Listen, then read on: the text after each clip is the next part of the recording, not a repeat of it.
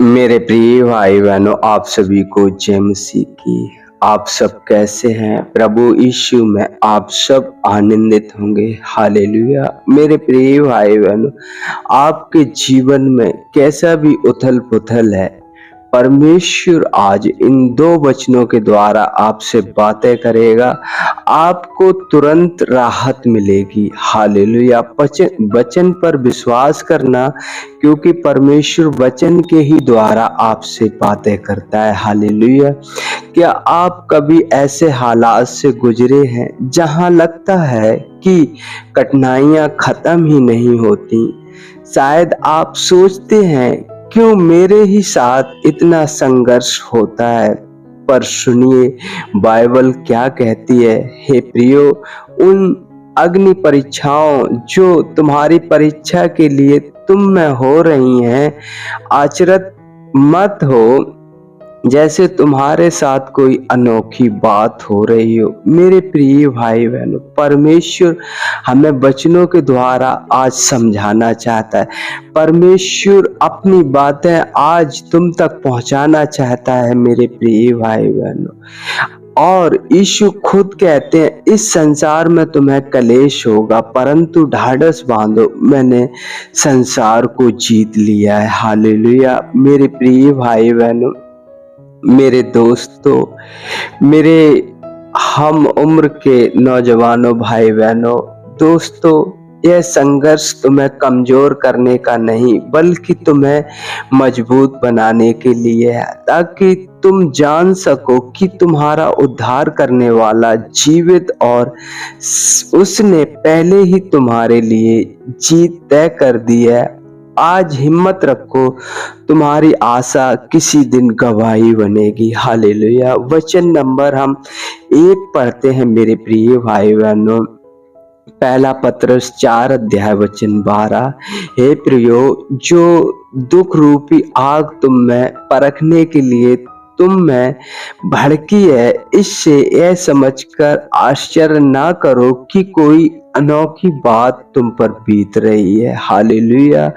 प्रेरित पत्रस अपनी पहली पत्री में मसीह विश्वासियों को जो विभिन्न प्रकार की परीक्षाओं और कठिनाइयों से गुजर रहे थे, उन्हें दिलासा और प्रोत्साहन देते हैं। जो दुख रूपी आग तुम में परखने के लिए तुम में भड़की है, यहाँ दुख रूपी आग का मतलब है गंभीर परेशानियां, उत्पीड़न, परीक्षाएं और कठिनाइयां जो मसीह भाइयों के जीवन में आती हैं। परखने के लिए का अर्थ है कि कठिनाइयां हमारे विश्वास को शुद्ध करने और मजबूत करने और यह दिखाने के लिए हैं कि हमारा विश्वास सच्चा है या नहीं। जैसे आग सोने को शुद्ध करती है, इससे यह समझकर आश्चर्य ना करो कि कोई अनोखी बात तुम पर बीत रही है। पतरस कहते हैं कि जब ऐसी मुश्किलें आए तो हमें यह सोचकर हैरान नहीं होना चाहिए कि हमारे साथ कुछ अजीब या अलग हो रहा है। मसीह के अनुयायियों के लिए दुख और परीक्षाएं समान है, ना कि आसमानाएं। यीशु ने भी कहा था कि संसार में कलेश होंगे। संक्षेप में यह आयत हमें सिखाती है, मसीह भाई बहनों के रूप में हमें अपने जीवन में आने वाली कठिनाइयों और पीड़ाओं को देखकर आश्चर्यचकित नहीं होना चाहिए। ये परेशानियां कोई अजीब या अनूठी घटना नहीं है, बल्कि वे हमारे विश्वास को मजबूत करने और हमें परमेश्वर के करीब लाने के लिए एक सामान्य हिस्सा है। इन परीक्षणों का उद्देश्य हमें शुद्ध करना और हमें यह सिखाना या यह दिखाना है कि हमारा विश्वास कितना दृढ़ है। मेरे प्रिय भाई बहनों, वचन नंबर 2 पढ़ते हैं। यूहन्ना की पुस्तक 16 अध्याय वचन 33 में लिखा है, यीशु ने अपने शिष्यों से कहे गए अंतिम वचनों में से एक, जब वह क्रूस पर चढ़ाए जाने से पहले उन्हें तैयार कर रहे थे, यह बात बहुत ही महत्वपूर्ण है और प्रेरणादायक है आयत, खासकर मसीह विश्वासी भाई बहनों के लिए। यूहन्ना 16 अध्याय वचन 33 में लिखा है, मैंने ये बातें तुमसे इसलिए कही कि तुम मुझ में शांति मिले। संसार में तुम्हें कलेश होता है, परंतु ढाढ़स बांधो, मैंने संसार को जीत लिया है। इस आयत को हम 3 मुख्य भागों में बांट सकते हैं। मैंने ये बातें तुमसे इसलिए कही कि तुम को मुझ में शांति मिले। यीशु ने अपने शिष्यों से और आज हमसे भी यह कह रहे हैं कि उन्होंने उन्हें जो कुछ सिखाया, जो भविष्य की बातें बताई, जैसे कि उनका जाना, पवित्र आत्मा का आना और उत्पीड़न, वह इसलिए बताया कि ताकि उन्हें उनमें यीशु में शांति मिल सके।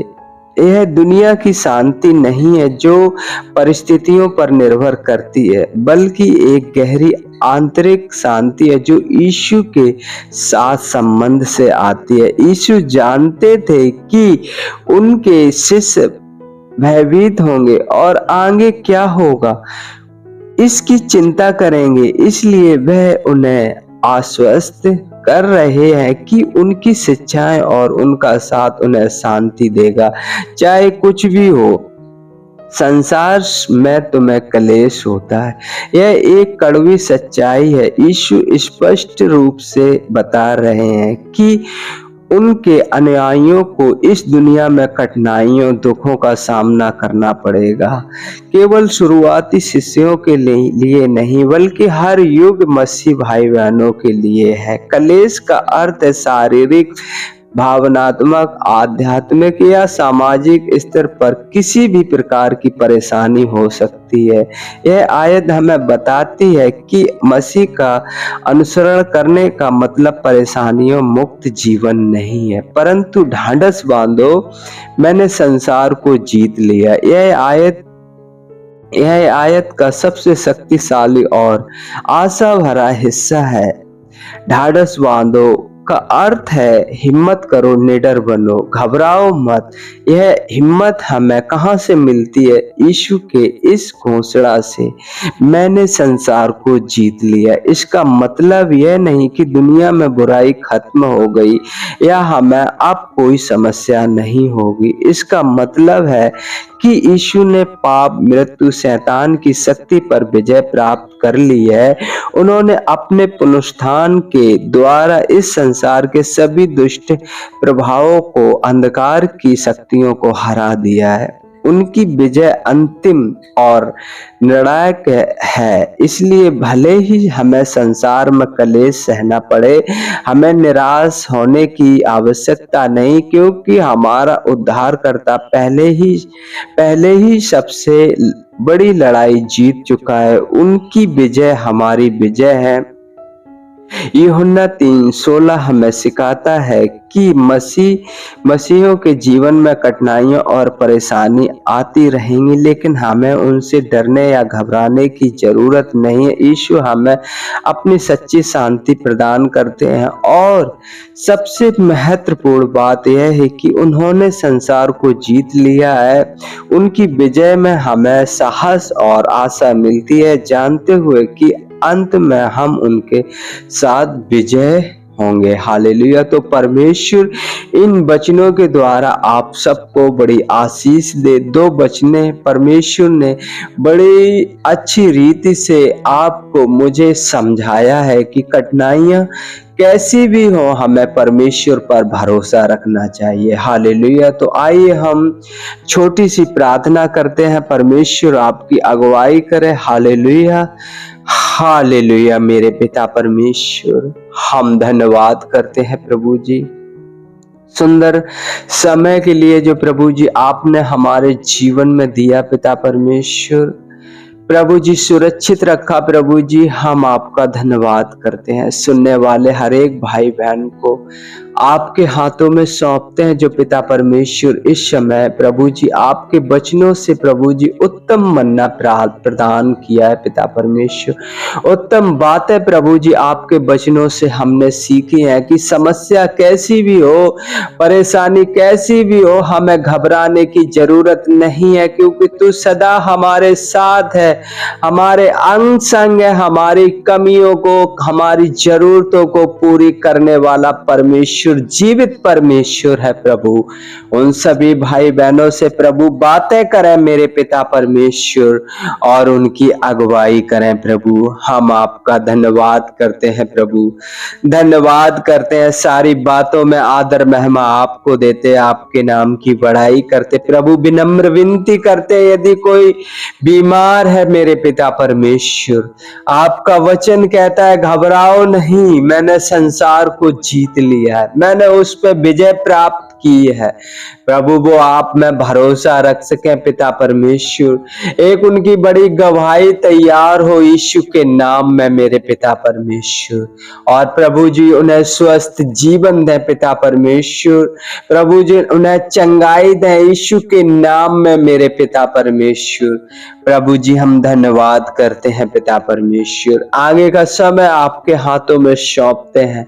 जैसे आपने प्रभु अब तक सुरक्षित रखा प्रभु, आगे भी सुरक्षित रखना प्रभु जी।